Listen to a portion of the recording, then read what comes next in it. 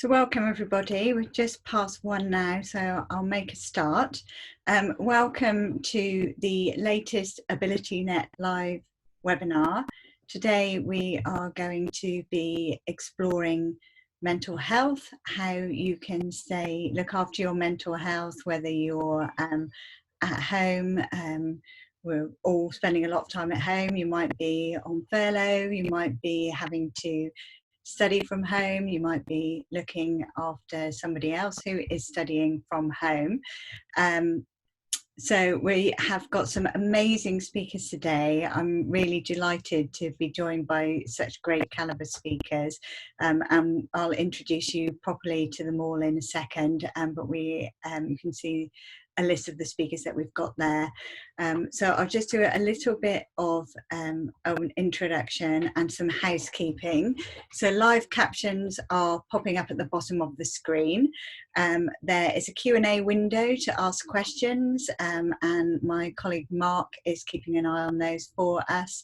We have turned the chat window off. That's just for panelists and for us to communicate if there are any technical issues as we go through, but please do pop any questions in the Q&A window, which you should see at the bottom of the screen. We will be making a recording, the slides and a transcript available after today, and you'll be notified via email.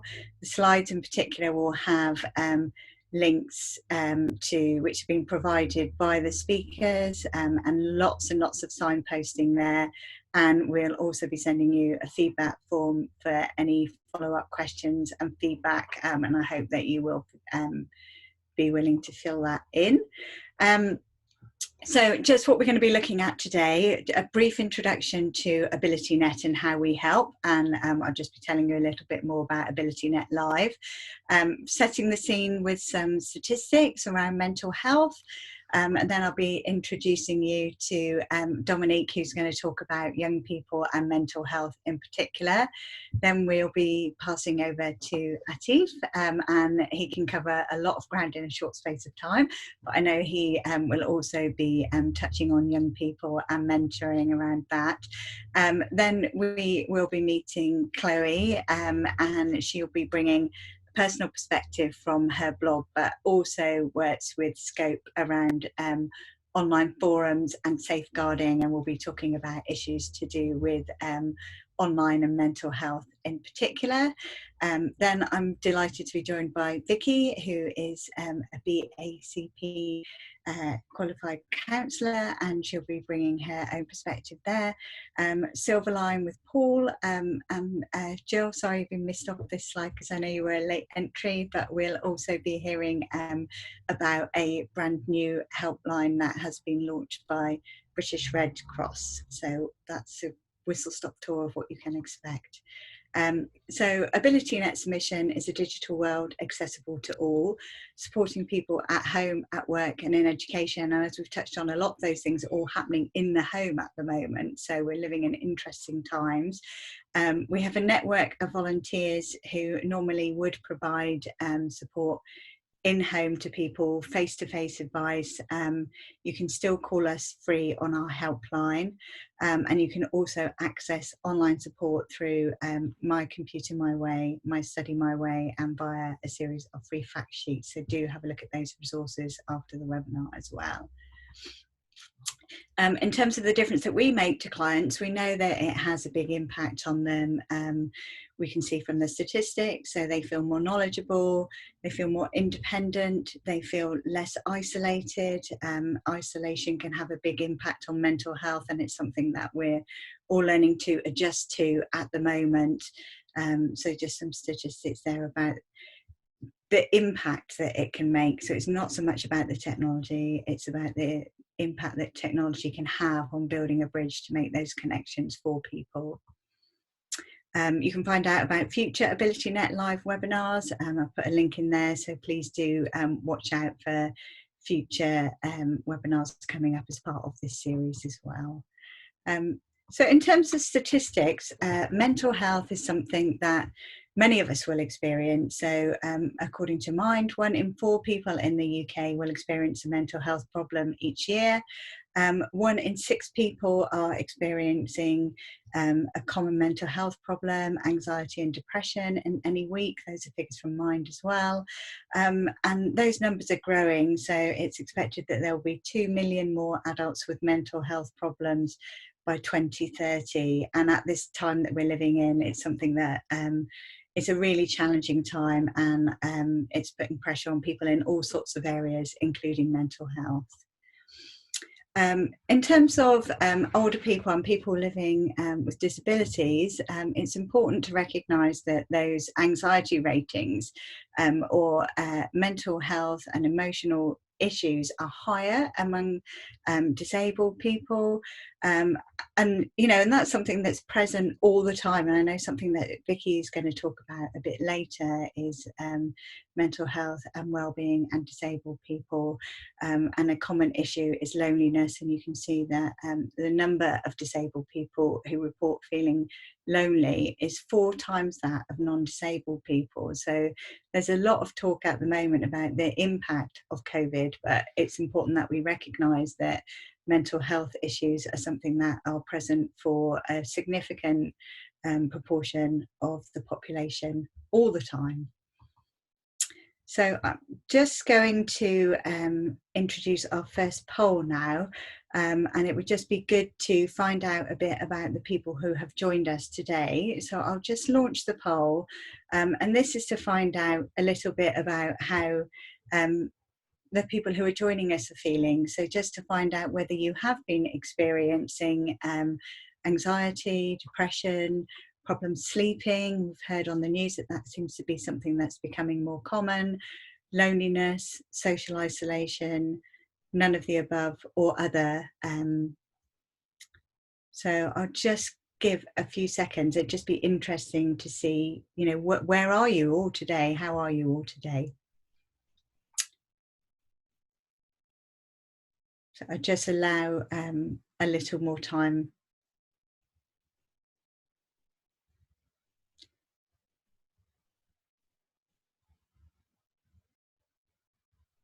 Okay, so just share those results.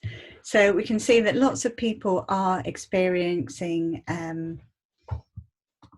anxiety at this time. So 58% of people, also lots of people experiencing difficulty sleeping. There are some issues there with depression and low mood. Irritability, we're all living in, our world seems to have shrunk, I think, hasn't it? We're all living at home a lot more. So some interesting results there. So just move on. So I'll just introduce you now to Dominique. Dominique, are you there? Pop yourself off mute. Yeah. Hi, Dominique. Thanks so much for joining us today. I wouldn't do your CV justice, I don't think. So perhaps you'd just like to introduce yourself and tell us briefly about yourself and your work. Sure. Thank you. Thank you so much for having me. I'm a GP by background. I spent nearly 20 years looking after university students specifically, and have a particular interest in mental health. So young people mental health is my interest. And then since leaving clinical practice about 2.5 years ago, I have written quite a few books. Some for young people specifically, just short guides on anxiety, depression, that sort of thing. And one book for parents of teenagers called How to Grow a Grown-Up. And I've also contributed to some academic books on mental health. And I've done TEDx talks, and I give lots of talks about mental health in young people. Fantastic. Thanks for joining us. So in terms of young people, what do you think are some of the specific challenges that they will be experiencing during this period of lockdown? Sure. I mean, the thing for young people that we have to remember is that at this stage in their life, making friends with other people, bonding with other people outside their family is pretty much one of the key drivers. And so the tension they might be feeling at the moment, not being able to do that so well, will be quite stressful for them. So they'll be feeling the impact of isolation or being cut off from their social group really difficult. And the other big thing for them at the moment is they are worrying about their futures. They are worrying about their education. They're anxious about money or getting a job and what will happen for their generation. They've been called the Corona 2020 generation. That, I mean, there are real issues for them around their future. So, I mean, there will be other specific challenges, but those are big.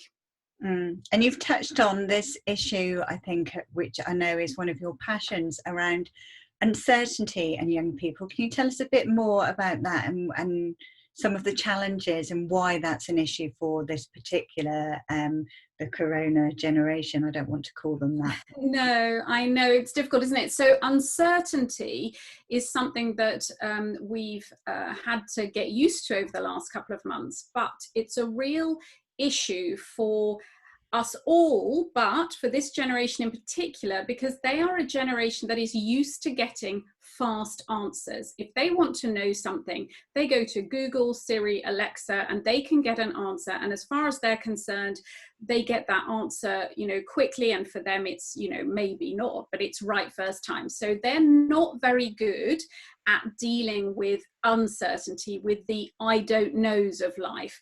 I'll give you an example. If they would come to see me as a GP and they maybe had something like tummy pain, I might do some tests, I might see them a couple of times, and at the end of the day, we would say, do you know what? It's okay, it's nothing serious. We've done all the tests, we've found out that it's nothing to worry about, but I can't tell you exactly what caused the tummy pain. It's now gone and, you know, several weeks have passed. They would not be happy with that, in the same way as perhaps someone with more life experience might say, okay, I understand that there are some things in life we don't have the answer to, but it's okay. And it's that level of uncertainty that at the moment is proving really particularly stressful for young people. So that mismatch between, in parts of their lives, having all the answers, being able to find the answer straight away, and at the moment, not knowing what's going to happen next week, let alone in September when, you know, they might go to uni or they might go into work or they might try and find a job or go back to school. It's the not knowing that is really, really hard for them to handle. And just very briefly, I know you've kindly written a blog for our website, but can you just give us a couple of very brief tips on, I guess, coping with that uncertainty? Sure. I mean, I would say the phrase take back control, but it's been a bit hijacked. But the point is that whilst there are many things that we cannot control at the moment, I use another phrase, which is plan what you can. So decide on the things that you have in your control.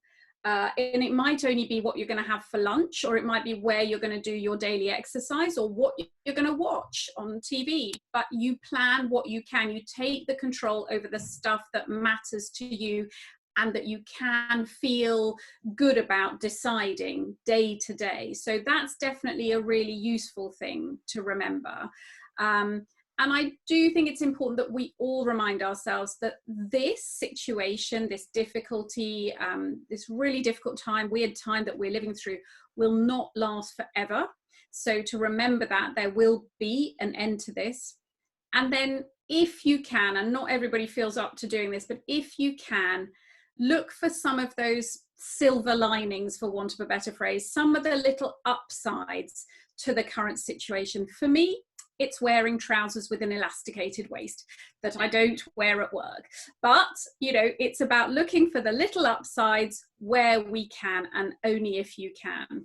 Okay, that's fantastic. And do you have just one piece of advice for parents who are also stuck at home with maybe older children? How can they carry on growing their grown up in these strange times? Yeah, sure. I mean, living with a lockdown teen, and I have done a free blog if people want to read the more details, but I would say as a parent, remember, them living at home trapped with you is going against every evolutionary bone in their body. They are driven from inside to want to be separating from you emotionally and physically perhaps, but to develop their self-identity, to be going with their friends and exploring the world. So they may not even be aware of just how much pressure and tension and stress that creates inside them. So try to be tolerant of that. Try to understand that if they are grumpy, they may not even be aware of why they just want to be in their room and don't talk to me. It's because they're driven from a very basic biological point of view to be separating from you and developing with their friends, you know, new interest, a new life. So just try to be tolerant, try to be around if they want to talk to you. If they don't want to join you walking with you on the daily exercise, let them walk behind you with their headphones on, as long as they're getting outside. Try to tolerate that need. That's fantastic. Thank you ever so much for sharing that advice. There are some useful resources that you've passed on here. So as I said, the slides will be shared afterwards, and there'll be all sorts of advice in this slide deck. So please do follow up afterwards. So Atif, pass over to you. If you can pop yourself off mute. I'll unmute you. Oh. Okay. So yeah, hi. Just tell us a little bit about yourself. Tell us about diversity and ability and why you launched it. Okay, thanks, Sarah. Hello, everybody. Yeah, so my name's Atif. I'm one of the founders of DNA, which is a social enterprise called Diversity and Ability.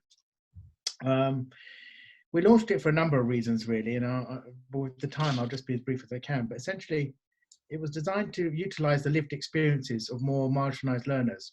Often we see tokenistic signing off or user experience dialogues, but we don't actually have enough lived experiences being drawn upon that actually teach.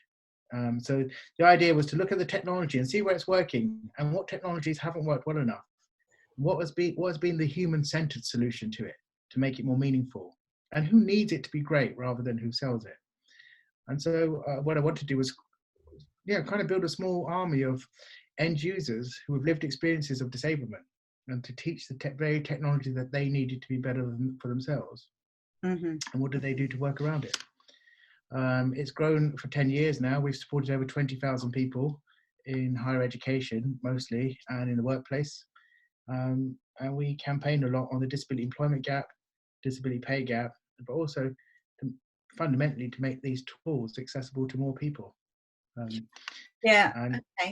And tell us a little bit in the context of that, I guess, and those tools. You know, I know you focus a lot on people who are learning. What about the consequences of learning in isolation, particularly for people who may fall into that category, who've got those lived experiences? What are some of the learning challenges that they might be facing at the moment? I think it's a critical question, really. It's as relevant as it's ever been. It's always been there, but it's just the COVID has exposed the brutality of it, I suppose.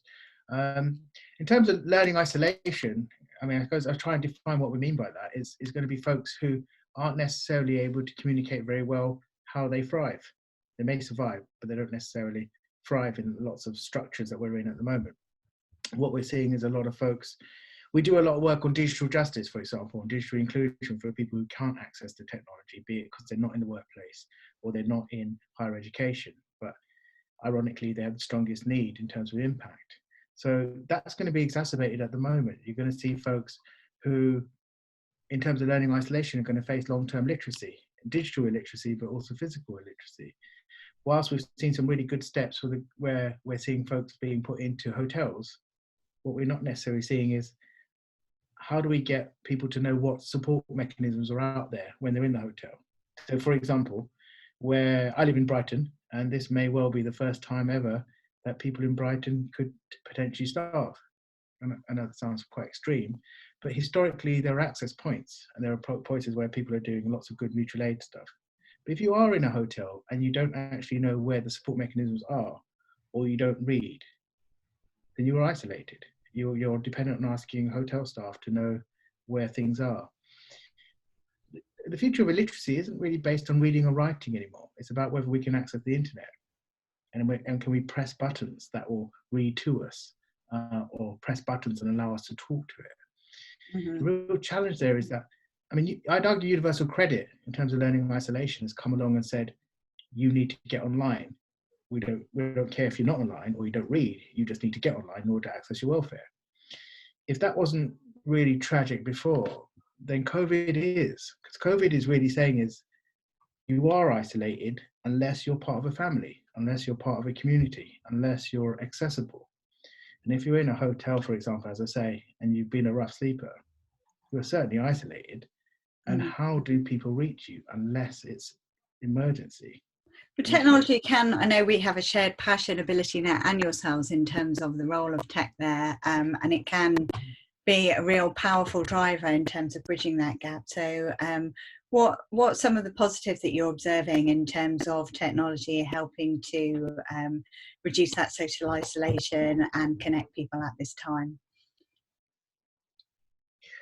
Yeah, I mean, I guess it's a question of balance, really. I think I really love to talk about the wonders of technology because that's essentially what we do, and it's my happy space, I suppose. I mean, we're seeing a change in the mental health and the applications and people using applications on technology in the way that it's a growth industry that's never been seen before. You know, right down to stress management, therapy, mood, missions, some really good software that the NHS is really showcasing. And that technology can change a lot of folks' lives. But the revolution, for it to be really meaningful, it is going to need a human-centered approach that isn't about collecting data. It's going to be about people connecting, not algorithms telling them how to feel. Mm-hmm. That's a real challenge because we're in an age where that technology can be so agile. But we're in a balance right now where we need humans to participate and to talk and to teach and to reach physically each other. I've got some real excitement around to the human element, touches on the mentorship. Can you just tell us about the mentorship that you provide and how you're continuing to provide mentorship at this time and who it's for?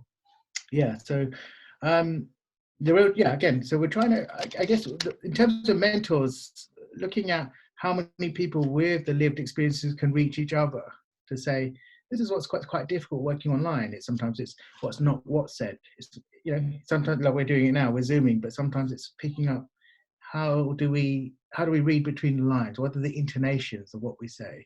How do, say, some autistic learners who struggle with non-verbal social cues? And how does the internet do that? So we're doing a lot of workshops around this for the workplace and higher education to make sure that remote support is as meaningful as possible. We've done hundreds of them for higher education and universities, as well as frontline anti-homeless workers. Part of that mentorship is right now, particularly in the spirit of COVID and what's happening, is looking at folks who would have had access to work equipment in their offices and then seeing what technologies, if they can't get to their office, what technologies can we implement? What open source versions might be there? Or how do we get that to be clouded so they can use it? It's very difficult for a lot of people who haven't got the physical equipment that they did have in the office in their home, or the ergonomics are different. So these are challenges that we're, I guess, essentially talking through and mentoring. The key thing is WAPs, making wellness action plans as part of the mentoring. So where you've got workplaces and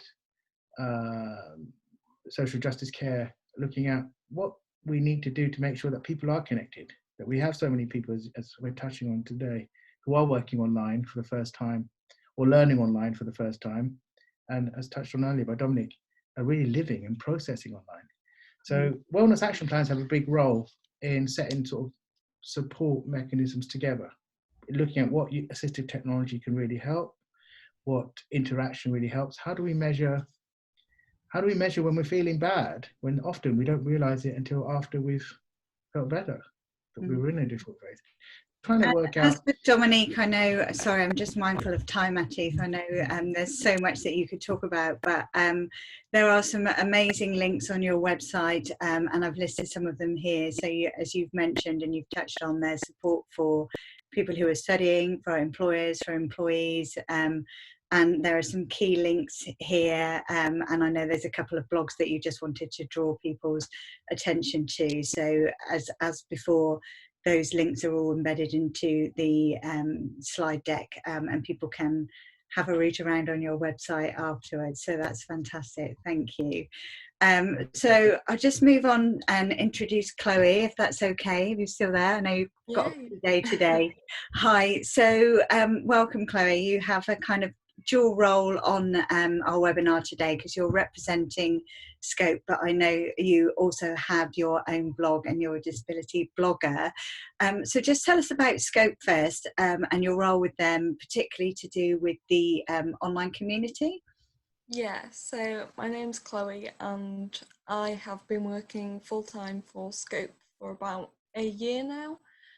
So my role is based on their online forum, which is basically a place for disabled people and their families to engage with each other, get support, and just build friendships that, are very needed. And I think that's come up from both of our previous speakers, hasn't it? It's that social connection that we are all craving, and that's something that can be provided via that online channel. Are you seeing topics of conversation to do with mental health? Is that increased on the forums of late? I think we do get quite a lot of mental health queries in general. With us being an anonymous forum, it does lead itself to that. And I think that is really good that we are giving people the space to discuss those topics. Since COVID-19, we have had a spike in people feeling anxious, but also not being able to access things, which in turn will affect their mental health. So even if it's not direct posts, members are feeling a bit left behind. And you've mentioned anonymity as a plus side, the freedom that brings. And what else would you say is good about the forums in terms of a place for discussing issues around mental health? What makes that a good channel, that online channel, do you think? I think because we have regular members and because we have such a broad spectrum of knowledge and support and experiences, we kind of all come together with the mutual understanding of disability, whether that's you're a carer or you're disabled yourself. And I think that mutual understanding is a great platform to just be yourself on that space. You can say, I'm struggling, what can I do? But we also have the chance, like more relaxed parts of the forum where we have games, we say what you're having for tea, asking each other questions, quizzes. We try and keep it engaging and relaxed as well. So we're supporting people's mental health and their disabilities, but we're also giving people a space to socialise, which is even more important at the moment. So echoes again, I think, what previous speakers have said, and that lived experience and bringing communities together that Ati talked about as well. We hear a lot about, the negative elements of being online and things like social media, and I know part of your role is around safeguarding. So do you have any tips that you can share for people who may be looking online or to those types of forums for mental health support at the moment? Yeah, I think reaching out is really important. And as a moderator and someone who does have to safeguard concerns, we get on the platform. There is a very fine line between letting people discuss what they want to and also it not being triggering for other people. So if you are wanting to discuss mental health and you're on a forum that openly accepts that, that's amazing. But be aware of your own mental health when reading other people's responses.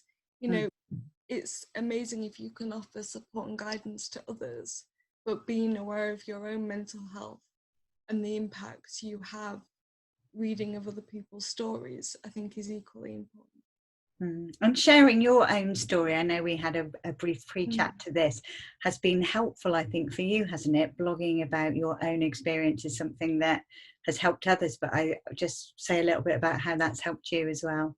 Yeah, so I've been writing a blog for 7 years, which is kind of separate to working. I started it during my GCSEs and initially followed my education journey up until I graduated uni.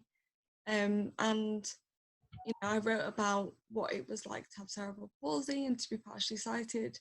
And for me, a lot of it was processing the changes that were happening as I was a young person. I wasn't taking the normal steps my friends were. They were becoming more independent. I was becoming more dependent. I think during that life stage, if you are disabled, the balance between you and your peers becomes more evident because they go on and gain independence, and that isn't necessarily feasible within the same capacity. Of course we can be independent, and that often is with support, which is altered independence, which is just as important. But in terms of helping my mental health, just being able to write whatever comes to mind, get things out on paper, just to kind of document any changes I've had. I started to lose my sight at the beginning of university, so it's still something that is really new to me.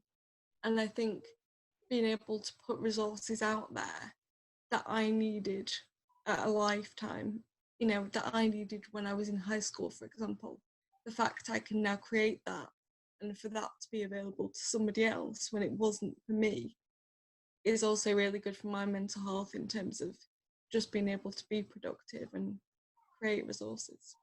That's fantastic, thank you. And I've embedded a link into the slide here, and you do explore those themes again, some of the ones that Dominique touched on, that uncertainty and that change, which is something that we're all kind of going through national experience, but you've shared your very personal experiences there. There's some great stuff on there. I would recommend it to people. So great.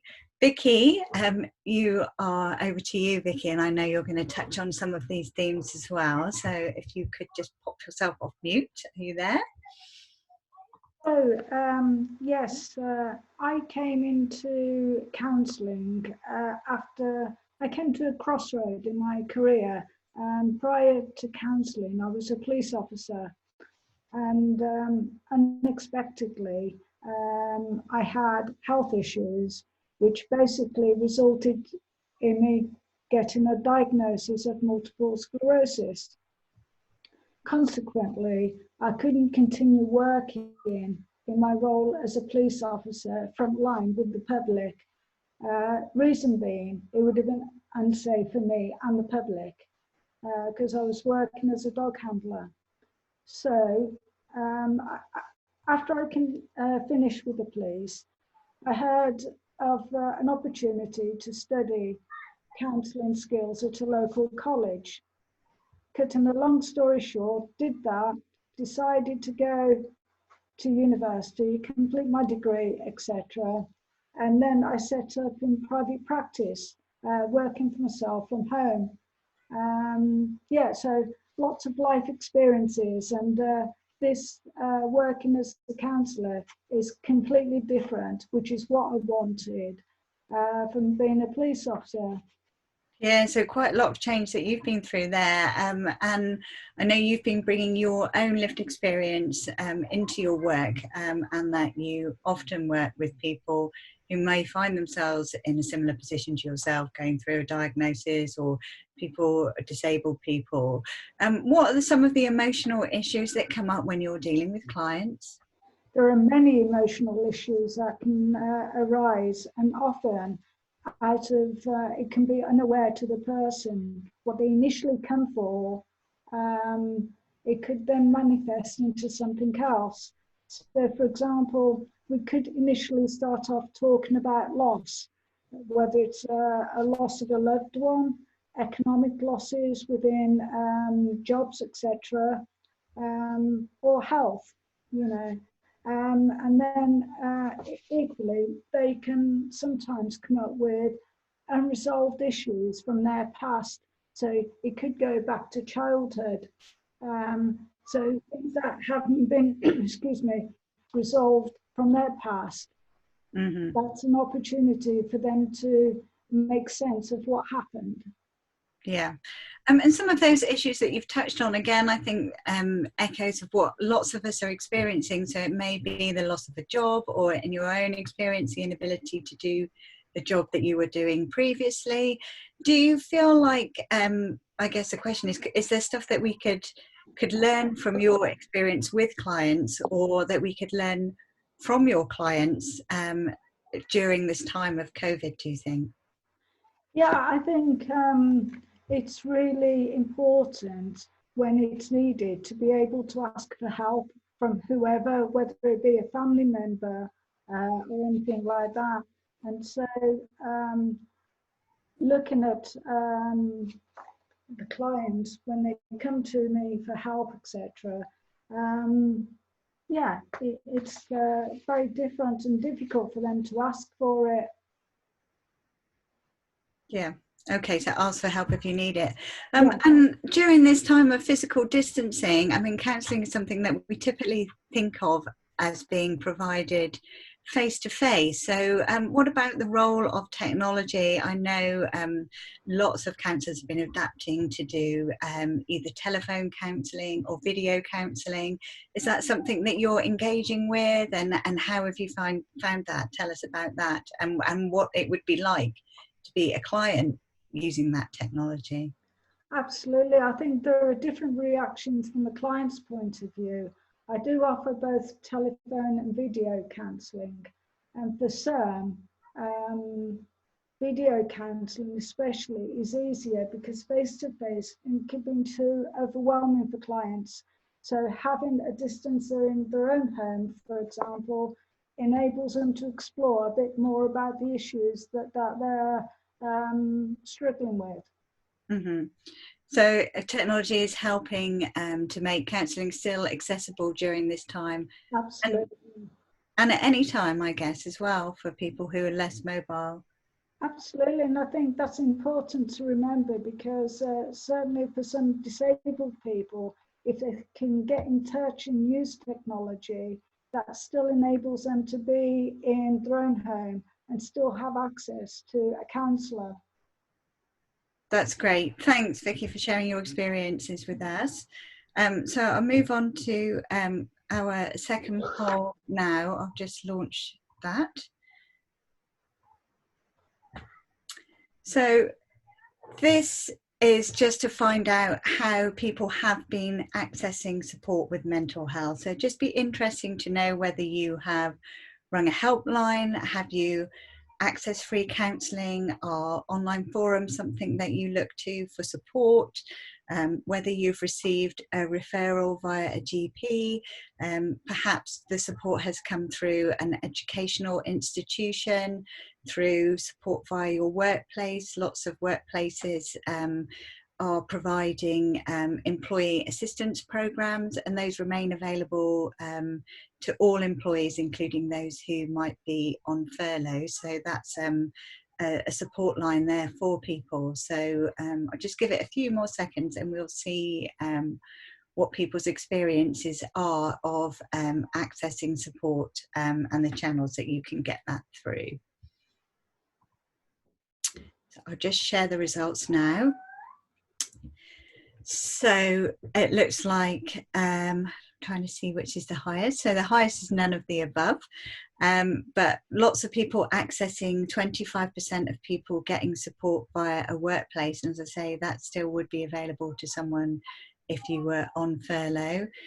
People are paying for counselling, 20% there, 18% receiving a referral via their GP, 8% looking to online forums, so that would include the Scope 1 that potentially that Chloe was talking about earlier. So interesting results there. So I'll just move on. So now we are going to talk about some support lines, some helplines. So I'll just pass over to Paul. Are you there, Paul? I feel like I'm running the Eurovision here, and come in, Paul. You're going to talk to us about the Silver Line. So tell us about it and the support that you're providing and who it's for. Sure. Well, the Silver Line is a free confidential helpline for older people. It was set up by Esther Ranson 8 years ago, largely in response to her own bereavement and the feelings of loneliness that she observed in herself. And being the campaigning journalist that she is, she took a look at, well, is there anything else available? And when there wasn't, she decided to set up the Silver Line. So typically, our callers are older people. They are lonely and isolated. I started the role in January, and one of the first things I did was went to go and listen into some of the calls. And typically, well, the call that I listened to, certainly, the lady phoned up and basically she said, I just want someone to cheer me up. So that's indicative of the callers we get through. So it's not a crisis line. There's places like Samaritans for that, but it is emotional support, a friendly ear to listen to. Calls normally last about a quarter of an hour or so. And what we do as well is that if we identify any needs, then we will signpost or refer callers on to other charities. So, for example, in October of last year, the Silver Line joined the Age UK network, and Age UK have got their information and advice line, so we often refer through to them, but also to other charities as well if the need arises from what the caller presents to us. Mm-hmm. And are you seeing that the numbers have gone up during lockdown? Are you finding that people are feeling more isolated and that there's a greater need for support out there?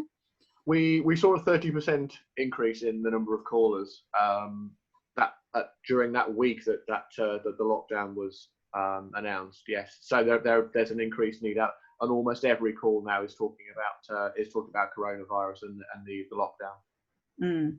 So that's a big focus. Is that the main issue? But what are some of the issues that are coming up around that, I wonder? It's been very interesting for us because actually for a large cohort of our callers, the lockdown is almost business as usual.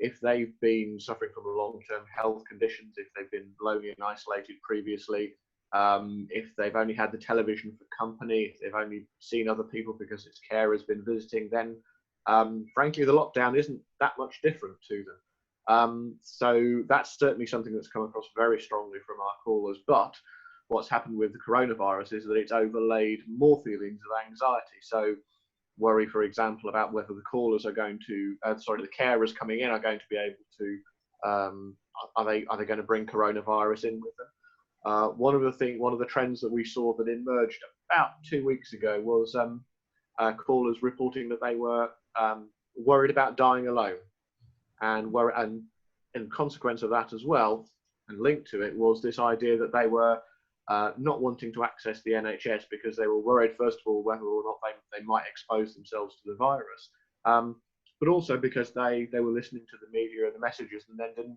didn't want to be a burden. So what you saw in the media around doctors saying that there'd been a drop in calls and visits from people accessing the healthcare system, we saw that reflected in our calls as well. So yeah, we were dealing with isolated, lonely, vulnerable people anyway, and COVID-19 has really just overlaid a level of anxiety over that as well. Mm-hmm. And I think that's something that we're seeing a lot. It's great to be talking about mental health and these issues with all of you today. And there does seem to be increased awareness of older people or disabled people where they could be living in isolation. What are you hoping that we can learn from this period? And what does the future look like? There's lots of talk about not returning to normal, but to a new normal. What are your hopes there? Sure. Well, I think the first thing to note is that we're not going to have this VE Day celebration mass end of lockdown where we all rush into the streets and start celebrating. This is going to be a long and drawn out process of going from where we are now to whatever becomes, as you say, the new normal. And in a rather perverse way, I think that's a good thing, because we've seen some really good examples, both locally, anecdotally, but also in the media as well, where older people have been really valued for their contribution. They've been in touch with people. They've been doing things far differently than they used to do before, sometimes using technology. So I think this sort of long tail of where we are now to where we're going to get to will mean that those some of those measures that have been put in place will be embedded. They will become the normal. So it won't just end because lockdown ends. The end of lockdown will go over a long period. So therefore, all of these, the way that we connect with people will become a norm in itself, and that can only be a good thing. For me, I think one of the fantastic things has been the way that older people have been valued and recognised. So we've seen Captain Tom and his fantastic fundraising efforts, but there have also been these new ways of people connecting with older people, relatives, keeping in touch, sometimes through creativity, some through quizzes and online bingo. All of those things, I think, will stay with us. And I think that does bode well for tackling loneliness in the future and by implication, mental health. That's great. Thanks ever so much for sharing that with us. So the details are there, and I know there's more information on your website, and also, as you say, part of the Age UK network, and there's some links coming up there because they've got a lot of useful information on their site, but also some COVID specific information as well. So Gill, thank you for your patience. Over to you, Gill. Are you there? I am indeed. Thank you very much for having me. It's been fascinating listening to everybody else. Well, thanks for joining us. So tell us just briefly about your role with the British Red Cross, and then I think you've got some news for us about a new support line. Yeah, I'm a trustee with the British Red Cross. I also sit on our psychosocial support team, which is a team that assists UK nationals caught up in situations abroad. So that might involve evacuating people from sudden conflict or from a natural disaster. Most recently, that's been repatriating tourists caught up on cruise ships as a result of COVID-19. We also provide psychosocial support to people at the infected blood inquiries that are ongoing.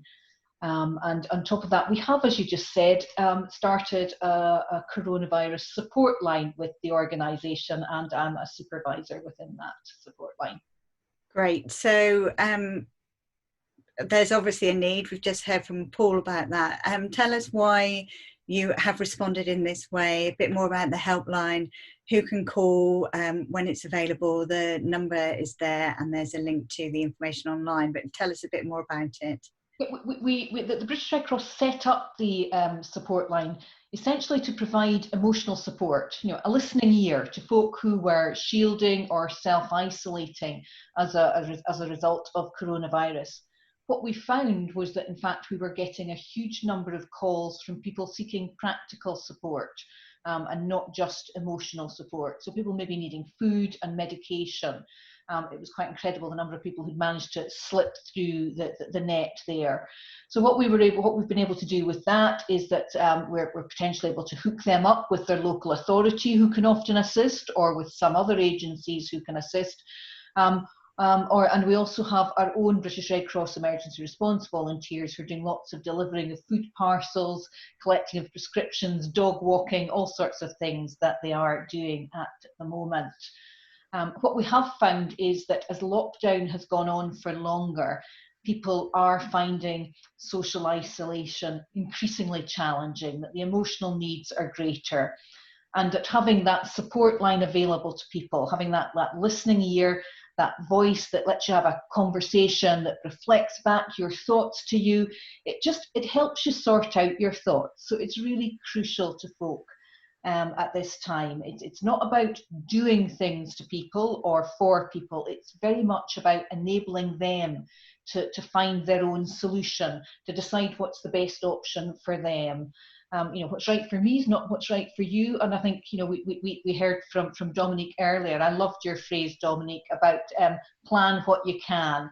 It is about people having lost control, and we want people to be able to take back what control they can, to plan what they can, and to think about, to consider what it is that's making them feel stressed, to acknowledge that and listen to the effect of that stress or anxiety on them, and to find a way of managing it, and it's about them finding a way that manages it. But by being able to speak to one of us on the phone, it's just letting them verbalize those thoughts and get their head around it all. We want them to, as we said, to plan what you can. We've been speaking about taking back control, and we want them to enable them to manage that stress. And we have some resources that we can signpost them to that might help with that. That's great. Thanks ever so much for that. So I will just move on to our third poll here. Thanks ever so much for sharing that information with us. Can I just comment that our support line is open from 10 o'clock in the morning till 6 o'clock in the evening, 7 days a week. It's open to absolutely anybody who wants to call it. And if you do phone out with those hours, you will get an answer machine, but someone will call you back. That's fantastic. Thanks ever so much, Jill. So I'll just launch our third poll here, and this is just to find out if people are happy to share this information. If you don't want to, just to find out the age of people who've joined us today. I feel like we've covered a lot of ground. We've talked about the challenges that younger people are facing, and also some of the challenges that older people are facing, but lots of shared challenges around social isolation, loneliness, and the distancing. So I'll just let everybody find their box on this list here. So we have under 18, 18 to 24, 25 to 34, 35 to 44, 45 to 54, and 55 to 64, 65 to 74, 75 and above. So I'll just end that poll and share the results with everybody. So it looks like we've got quite a spread here, no 95 pluses. So Tom didn't join us today, it's a shame. So we can see that 21% of you are 25 to 34, 26%, which is the highest, 35 to 44, 45 to 54-year-olds, 24%, and 55 to 64 years old, 20%, and then down from there to 65 to 74-year-olds, 6%. So thanks for sharing that information, everybody. So the rest of the slides has a whole long list of links to other organisations and including the people that we have spoken to today. So I'm not going to read all those out, but they're there as a resource, and there are, Paul, you mentioned people who can support in crisis. I just wanted to include those links there for anybody if they're useful. AbilityNet, we have lots of resources around mental health on our website. So many of those are focused on studying. So we have apps that can help you focus and study. There are specific apps for anxiety that we've listed. We have a list of ways that technology can improve your mental health. Fact sheets on how computer can help you manage stress. Yeah, and a lovely blog about the evolution of the AI therapist as well. So do look up some future resources on our own website. And there's also a list of our regular resources here, the helpline that I mentioned, links to AbilityNet Live, My Computer My Way, and our fact sheets. But I won't read all those out because I want to allow some time for Q&A. Mark, I don't know if we've had any questions come in. Yeah, I think probably the main question that would be good to go back to is just to talk through technology tips. And we've heard talk of Zoom. You know, we're becoming familiar with all of the sort of conferencing software. It's hard for AbilityNet to overstate really how amazing that's been for us in the last few weeks, being able to use Zoom and conference software to, I mean, we were running webinars before, but suddenly we're getting huge numbers turning up, lots of interest in it. People are using it for personal and professional use. But I wonder whether there's any other particular pieces of technology relating to mental health.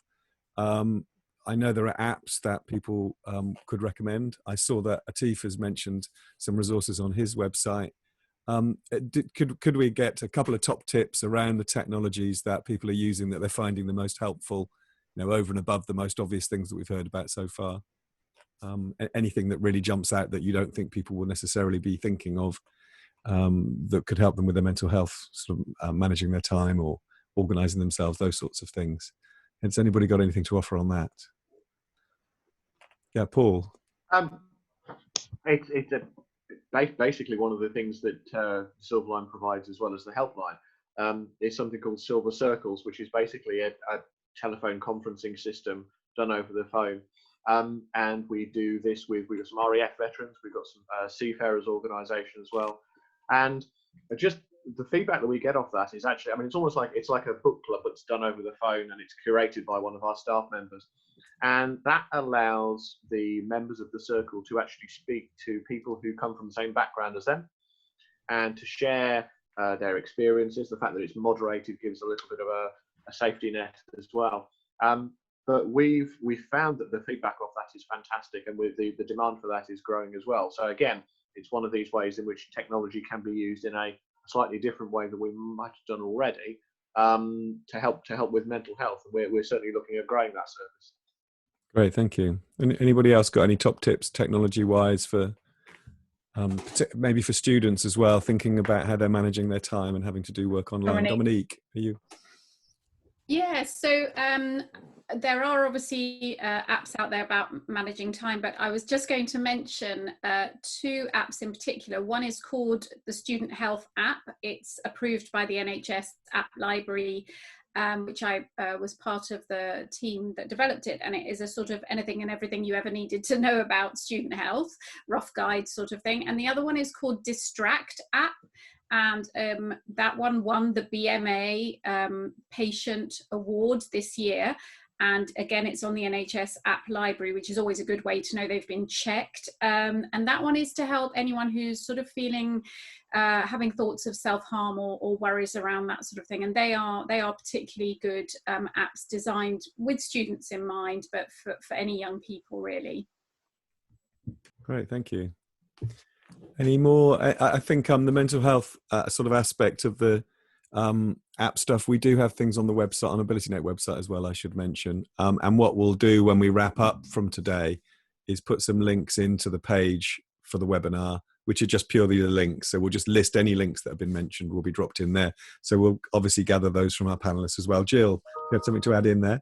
Yeah, I think people often think of Red Cross as first aid and very much practical first aid, but we also offer mental health first aid advice and courses. So if you go onto our website, you'd also be able to get some information, and it goes through that CAMR framework that we use that tries to help people to just consider what their situation is, and to help them to acknowledge that and get right through to resourcing it and enabling them to do things for themselves. So there's lots of information there. Great, thank you. Chloe, you've got something to chip in, and then Atif after that. Just a personal app that I found really helpful when I was in uni. It's called Flora. So you basically set a time that you're going to work. Like, for example, it could be 10 minutes, it could be 30 minutes, and you basically can't use your phone for that amount of time, which is something that a lot of us do struggle with. You know, if your phone's there, it's quite easy to just pick it up. But you grow a tree in the time that you've sat on your phone. So it made me do my dissertation. So it was nice. That's a nice recommendation. Atif. Yeah. I'm also a big fan of Flora. There's a lot to be said for switching off, you know. Yeah, I mean, there is a lot. I mean, there's some really good stuff on AbilityNet's site and DNA site. So I've added a link onto there.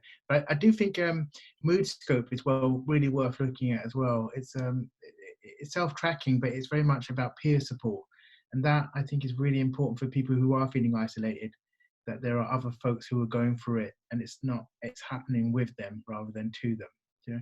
Could I just ask you to say that again? I noticed on the auto captions that it said Mood Scope, but I think you said Mood Scope, yeah.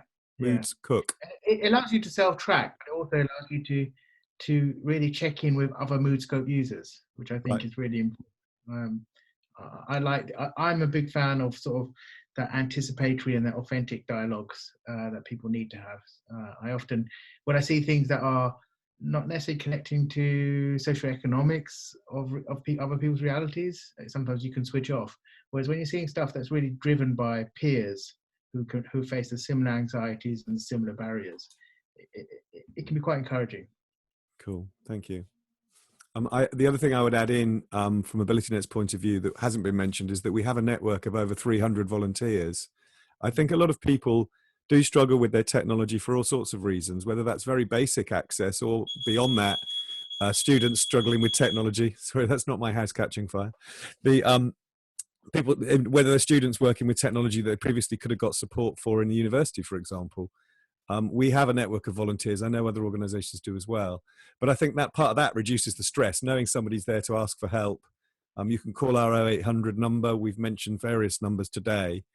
I think part of the line to cross is feeling like you can get that help and ask for that help. There's lots of it out there. And our volunteers in particular, I know, are doing an awful lot of work remotely now. They used to go into people's homes. So they're beginning to tackle a lot of these questions around loneliness and social isolation as well. So there is a lot of help out there. And the technology is connecting you into those sort of networks. I think that's the way to think of it. Cool. So that's me. Sarah, a great bunch of contributions. And as I say, all of people have been asking about links. We're going to share the video, but we will definitely be documenting all of the links and pulling them together onto the webinar page afterwards. Fantastic. So just a huge thank you from me. So as I said, this is part of a series of webinars, and there's a link here where you can find out information about past webinars and recordings, and the upcoming webinars that we have on offer. If you found this useful and you are able to donate and help us to continue to support people via our helpline and through the volunteers and through future AbilityNet lives, that would be fantastic. Thank you. And there is a link here as well. And then my biggest thank you of the day to all our panelists. Yeah, sorry we didn't have more time for all of you, but I think we've had a really brilliant bunch of people today, and I hope everybody who's joined has got as much out of it as I have. So huge thank you to everyone, and as Mark said, we'll be putting those additional links, recording and more information, and everybody will receive an email which will take you there. So thanks ever so much, everyone. Thank you. Thank you, Sarah. Yeah, thank you.